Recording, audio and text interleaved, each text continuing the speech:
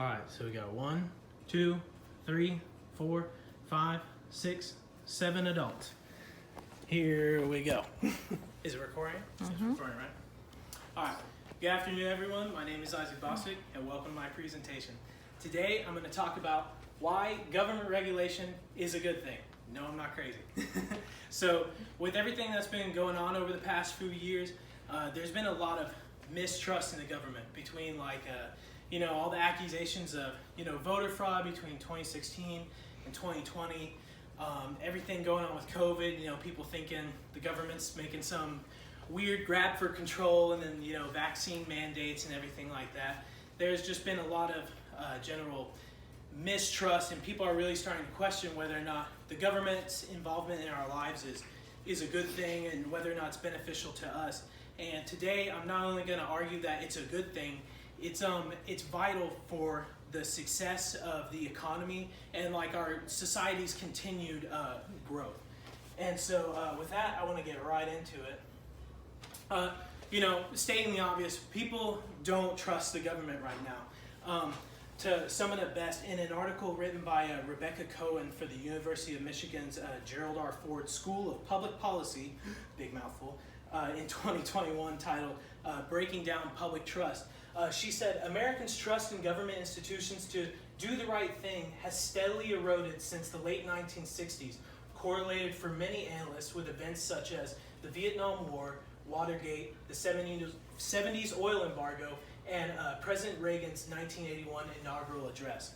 And so, basically like she's saying there, for the past 70 or 80 years, public trust in the government to make good decisions and trust in those regulations that they put out has steadily been dwindling, just from, honestly, government screw-ups. And that's not to say that the government doesn't still, most of the things they're doing aren't for our benefit.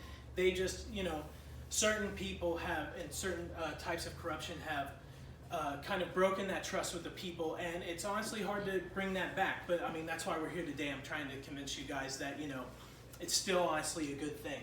And to piggyback off of that, according to a study from Pew Research posted by the Center for U.S. Politics and Policy in May 2021, titled Public Trust in the Government Between 1958 and 2021, only 22% of people as of today trust the government to do what's right. And you can see that is kind of plummeted since the 1960s, here with the Kennedy presidency, the Cold War was going on, and we were in the space race. And during that time, people were putting a lot of faith in the government to kind of rescue them from what they thought at the time were, pretty dire circumstances, threats of communist takeover, and we were trying to beat the Russians to space. So they were putting a lot of faith in the government and politicians to kind of uphold their promises and everything like that. And, with Watergate over here, and, with the Clinton scandal, and then 9/11, we went from almost 80%, over 3/4 of the population having a lot of trust and saying they have a lot of trust in the government, to now down here at the present day, after our election scandals and, the events of COVID-19 and everything, we're down to 22%, like less than a quarter of the people believe that the government has our best interests in mind. And the reason that's such a bad thing is because that lack of trust presents in that public discord, makes it harder for the government to kind of enforce their regulations. And if those government regulations are benefiting us, for instance, with COVID-19 and the vaccine mandates and social distancing, with all that mistrust for the government, people were ignoring the mandates, not social distancing, and what they were estimating and hoping would be kind of, dealing with COVID for a few months and hopefully by the end of the year get us back up and running again. We're on our second year now of lockdowns and mandates and masks and all this kind of stuff, and that's just from that public distrust in the system. But to go off of that, the government plays, what people aren't realizing is the government plays a vital role in civilized society, and like I said, a lot of the things they do are for our benefit. In a paper written by Howard Beals and contributors from the Regulatory Transparency Project of the Federalist Society in June of 2017, titled Government Regulation, the Good, the Bad, and the Ugly, they said the goal of regulation is to enhance, not undermine, societal well-being. And they're right. So with all of our government regulations, people kind of take for granted what they're doing for us. Because of government regulations, we have, things in place that protect citizens and their rights, like with our police department and our judicial system, making sure everyone's supplied a judge, no matter if they can afford one, or a lawyer, no matter if they can afford one or not, providing public services like ambulances, things like that, picking, garbage services, making sure we're not polluting too much and, kind of ruining this earth we live on, and that's becoming more and more prevalent as time goes on. And then we send relief during humanitarian crisis like Hurricane Katrina in Louisiana. And then it helps ensure continued economic growth by, giving subsidies to farmers to make sure that, things like drought doesn't ruin them and there's no food shortages, keep monopolies from taking over and making certain things unaccessible to the average American, like with the problems with insulin in our healthcare system. For a while, they were charging obscene amounts of money for insulin, and people that really needed that insulin were being exploited. And so the government stepped in and they said they put a price cap on, or a price ceiling on those things, like those medical things, so that people couldn't charge too much money for them. And so, just to play devil's advocate, what would life without government regulation look like? In an article written by Tony Bernard, JD, in June of 2016, titled "A Day in the Life Without Government," that she wrote for Psychology Today, Tony says that your alarm goes off, you stretch and take a deep breath. Ew, what's that foul smell? Oh yeah, it's the odor from the garbage in the street. The city used to have a contract with a private company for garbage pickup, but the contract was paid out of local taxes. No taxes equals no pickup. And she's absolutely right. Without those government regulations, just think about it. If, like in a libertarian society, for instance, like libertarians are big pushers of, as little government regulation as possible, everything being privatized, kind of, if you want it, you pay for it, And so just imagine living in a world like that. It seems optimal on paper, but it's really not. Imagine if you were willing to pay a certain amount of your paycheck every month to make sure you stay in the Pick Up My Garbage Club, and the garbage men still come out to pick up your trash. But say your next door neighbor doesn't want to pay that, and he just throws his trash out into his driveway every day. And it's like he's living in his own small little landfill. But there's no government regulation saying, hey, you can't litter here. You can't just throw your trash out in the yard. So there's nothing stopping him from doing that. Since he's not paying for it, it's like, oh well. And the same thing, say someone was breaking into your house and you needed to call the police, but you didn't pay any money into the police department this year because you couldn't afford it. And now, someone's breaking into your house and the police department saying, hey, you didn't pay any money, so sorry, we can't help you. Things like that. And most importantly, I think the thing most people take for granted is the fact that a privatized system is one that only benefits wealthy people. The best example is, our public school system. The government kind of enacted that to make sure everyone had a fair chance at an education. If all schools were privatized and there were no longer government-funded schools, only wealthy people would be able to send their kids to school. And over time, you would see a bigger and bigger gap grow between upper class and middle and lower class Americans. As it became harder and harder for those families to send their kids to school, they would be less and less educated, which would make it harder and harder for each generation to obtain a job, and kind of, it would just make it that much harder for them to go to school, while wealthy people would start to get a huge leg up and just become that much more successful than the rest of us and have that much more of an advantage.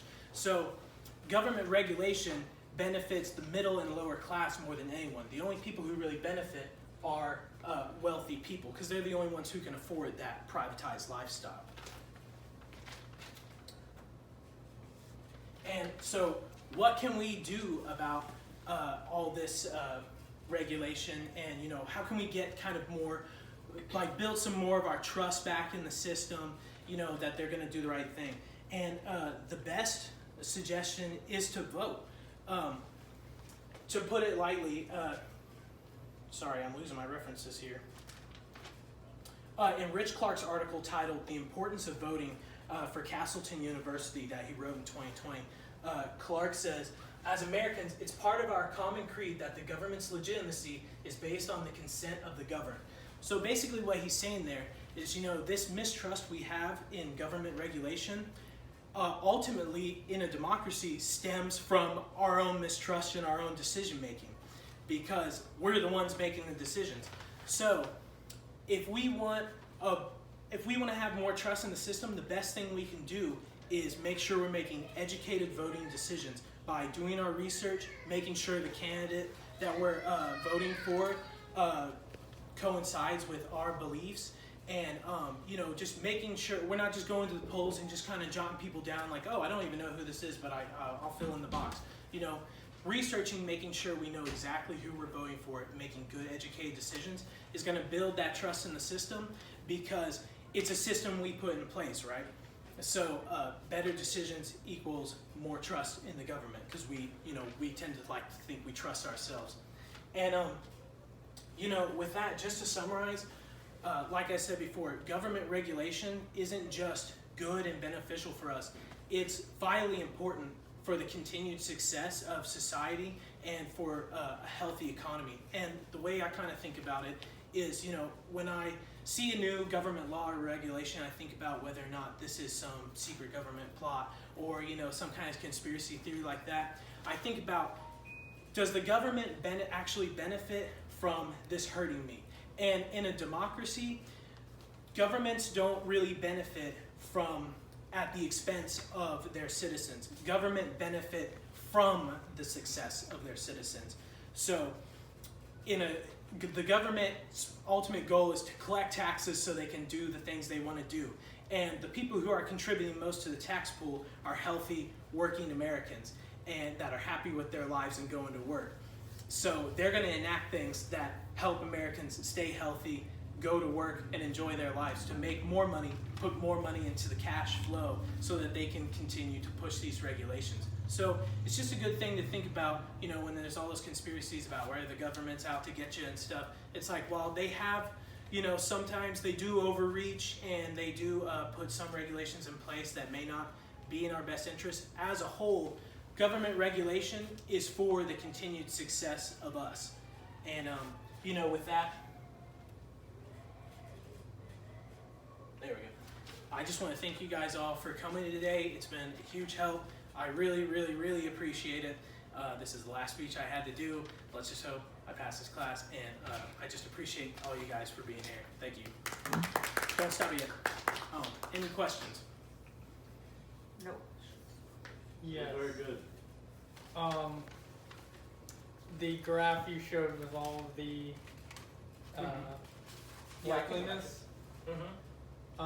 Why do you think that there was such a huge jump between George Bush to Obama? Well, I think it was a lot because of the escalation of the war in the Middle East. Like at 9/11, like you see that there's a spike here with George Bush right at the start.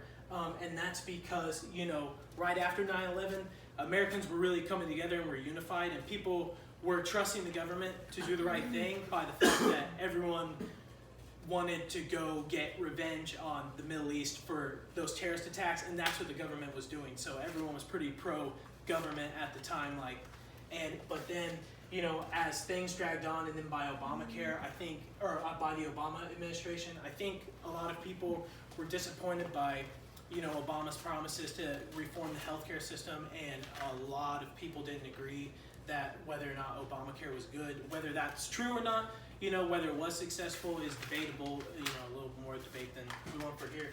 But ultimately, you definitely lost some trust there, and then he also made promises to end the war in the Middle East, which, no presidents really, until Joe Biden here and now, and then now he's getting ridiculed for that. So, it's slowly declined over time. I think the spike right here is, like I said, 9/11, but then after that, it's gone back down as the war got prolonged, because, this is 10 years.